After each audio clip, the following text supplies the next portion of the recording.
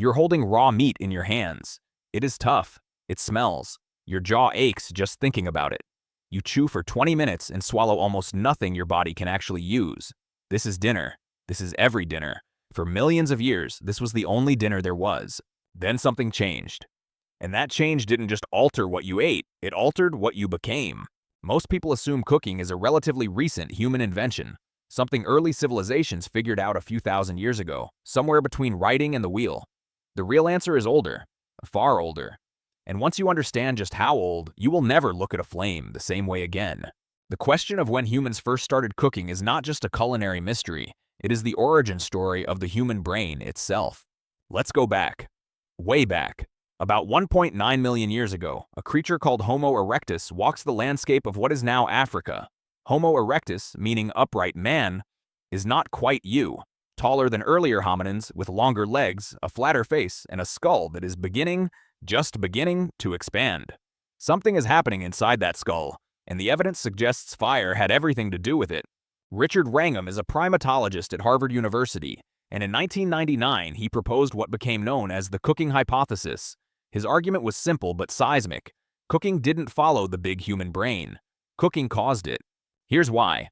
Raw food is hard to digest. Your body has to work overtime breaking down raw plant fibers, raw proteins, raw starches. You extract less energy. You spend more time eating. Chimpanzees, our closest living relatives, spend up to 6 hours a day just chewing. 6 hours, every day, just chewing. Fire changed the equation entirely. Heat breaks down the molecular structure of food before it ever touches your stomach. Starches gelatinize. Proteins unfold. Fibers soften. Your gut pulls out dramatically more calories with dramatically less effort. Cooked food delivers roughly 30 to 50% more usable energy from the same raw ingredients. That surplus energy had to go somewhere, and it went to the most metabolically expensive organ in your body, your brain. A human brain consumes about 20% of your total calorie intake while making up only 2% of your body weight. It is extraordinarily costly to run. For millions of years, your ancestors couldn't afford to run one this size. The math didn't work. But once cooking unlocked a flood of extra energy from food, the math changed overnight, and the skeleton confirms it. In a 2011 study published in the Proceedings of the National Academy of Sciences, Harvard researchers Chris Organ and Charles Nunn, alongside Wrangham, analyzed the chewing muscles, tooth size, and body proportions of our ancestors across millions of years. What they found was a dramatic reduction in jaw size and gut volume right around the time Homo erectus appears. Less chewing, smaller intestines, more brain. It is exactly the pattern you would predict if cooking had entered the picture. So when did the actual fires start? That's where the evidence gets complicated and contested. The oldest compelling evidence of controlled fire use by hominins comes from a site called Wonderwerk Cave in South Africa. Researchers Francesco Berna and Paul Goldberg analyzed ash, burned bone, and charred plant material from deep within the cave. Their findings, published in 2012, pushed controlled fire use back to roughly 1 million years ago. Possibly earlier. 1 million years. Let that land. Your ancestors were deliberately using fire 1 million years before Stonehenge. 1 million years before the pyramids. 1 million years before the oldest written word. But here's the twist that almost no one tells you.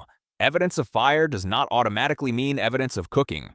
Early hominins may have used fire for warmth, for protection against predators, for signaling. The controlled, intentional use of fire to transform food, to cook, is a separate cognitive leap. And that leap, according to Wrangham and others, likely happened at least 400,000 years ago, possibly much earlier. Sites like Qesem Cave in Israel, excavated extensively in the early 2000s, have revealed recurring evidence of fire at a central hearth, alongside cut-marked animal bones and stone tools designed for processing meat. This isn't a campfire stumbled upon. This is a kitchen, a primitive cave-based kitchen, but a kitchen nonetheless. So let's reconstruct a scene. You are sitting near the mouth of a cave, roughly 400,000 years ago. Your hands are thick and your brow ridge is heavy, but your eyes are bright. Someone, maybe you, maybe an elder in your group, has kept a small fire alive through the night. The technique was learned. The fire was not accidental, it was tended. You push a piece of meat close to the heat. You wait. The smell changes. Something in your brain responds to that smell. Research by Gordon Shepard at Yale has shown that the aromatic complexity released by cooking activates more neural pathways than raw food does. Your mouth floods with saliva. You are responding to cooked food not just with hunger, but with anticipation, with something close to pleasure. You eat, the food yields, your jaw does not ache. You are done in minutes, not hours. You sit, you rest. Others sit with you. The fire creates a center, a gathering point. A social structure begins to crystallize around the hearth.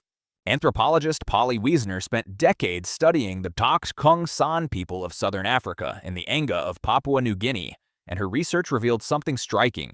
Nighttime fireside conversations are qualitatively different from daytime ones. Daytime talk is practical.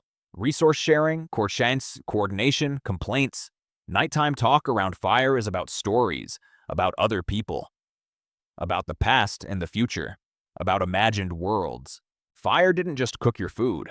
Fire extended your social day. It pushed the productive hours of your community beyond sunset. It created the conditions in which language, storytelling, and shared culture could emerge and deepen. That is not a small thing. That is everything.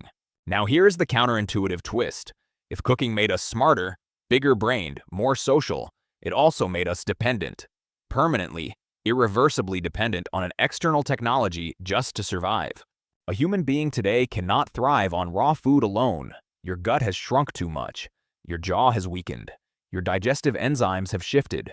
Homo sapiens is the only animal on Earth that must process its food before eating it in order to meet its caloric needs at full function. Studies by Wrangham's lab found that humans who attempt long-term raw food diets, even calorie-matched ones, typically lose significant body weight and body fat, and women frequently stop menstruating.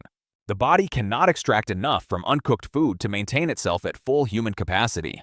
You are not just an animal who learned to cook. You are an animal that was rebuilt by cooking. Your brain, your gut, your social behavior, your evenings, your stories. All of it runs on the premise that somewhere, something is on fire, and the food has been transformed before it reaches your mouth. The next time you heat something up, even something as small and ordinary as a cup of tea, understand what you are doing. You are participating in the oldest technology our lineage ever invented, older than any tool made of stone, possibly older than language itself. You are completing a circuit that was first closed somewhere in Africa more than 1 million years ago by a creature whose skull was just beginning to grow in the direction of yours. You are still sitting by that fire. You never left.